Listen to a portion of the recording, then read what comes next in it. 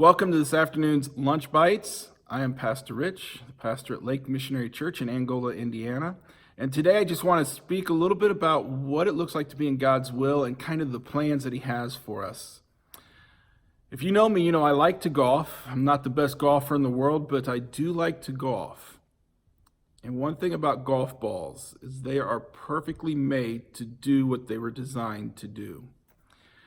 You know, they're round, and in the middle they're wound with string, so it's tight, so it can, when you hit it, it'll fly. But what's important are the dimples. The dimples are put on here to allow the ball to fly, to go longer distances.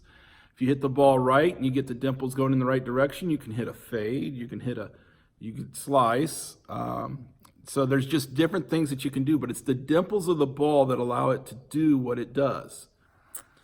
And one thing that God has done for us is that He has a plan for us. Jeremiah 29:11 says, "For I know the plans I have for you, declares the Lord, plans to prosper you and not harm you, plans to give you hope and a future."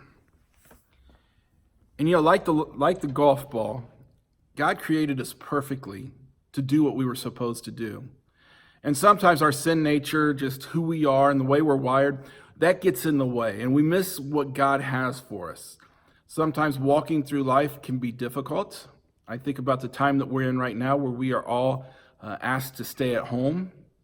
It's a tough thing for us to do. We like to be out. We like to be around people. We generally are social beings. We like to hang out with one another. So this has been a really rough time, a tough time for us.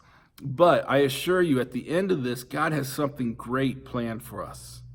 The church is in a situation today where they are in just the right place to be able to share hope with people around us.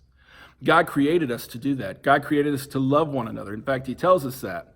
He tells us in the great commandment that we're to love one another. And when I think about that and I think about what God has done for us, it's like the golf ball. He's made us perfectly to do what He's planned for us to do.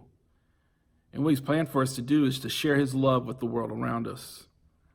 As we were thinking about this, just as I was thinking about just today, there's people that would never come to church that are checking us out online. So it's interesting that maybe church could be a little bit more flexible with our time schedule, with our times. Maybe we can work into people's schedule easier because we're going to more of this online platform. We're doing something that's different. I don't know. I don't know exactly yet what God is doing, but God has something rich for us to do.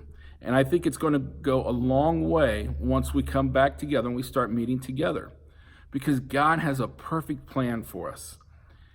He has a plan to prosper us. And sometimes we think about that in monetary ideas. That, you know, prosperity comes through monetary gains. It's not about monetary gains. It's about living that life abundant. In John 10, He talks about He came to give us life and life abundantly. And He came to give us life abundantly because He knows the plans for us. And all we have to do is follow Him. We have to accept what He has called us to do, be obedient to His call on our lives, and follow Him.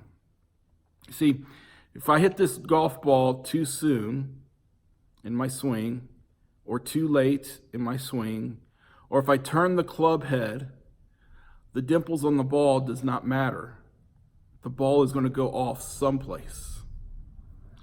But when I hit the ball straight on, just the way I'm supposed to, the ball will do what it's designed to do. And that's what we do with life. If we hit life straight on, then it'll do what it's supposed to do.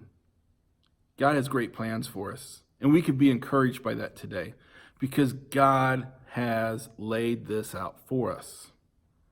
So today I just want to encourage you with that you're getting to a point probably where you're like, okay, we need to start getting back to a normal life. We need to start getting back out. And I agree with you. I'm right there with you. But patience plays into it, that we need to wait on God, hear from God, and understand what God is calling us to do. So we have a great opportunity in these days of the quarantine and whatnot, that we can share the gospel in new and meaningful ways. So I ask you today, how are you sharing the gospel with people around you? How are you stepping out and doing what God has called you to do? How are you being what God has called you to be? Think about those things today. So I just want to challenge you with that. I hope that you have a great day. Remember, if you have youth, or if there's youth checking in, youth has a Bible study tonight at 7. Check out the Facebook page for the link. That'll be on Zoom. Maybe you're not. Maybe you have youth and you're not involved with a church. Jump on there. Meet Corinne. She's great. You guys will really enjoy that time. So I want to encourage you with that. And until tomorrow, I'll be praying for you. Know that we love you, we care for you, and we want what God wants for you. Have a great day.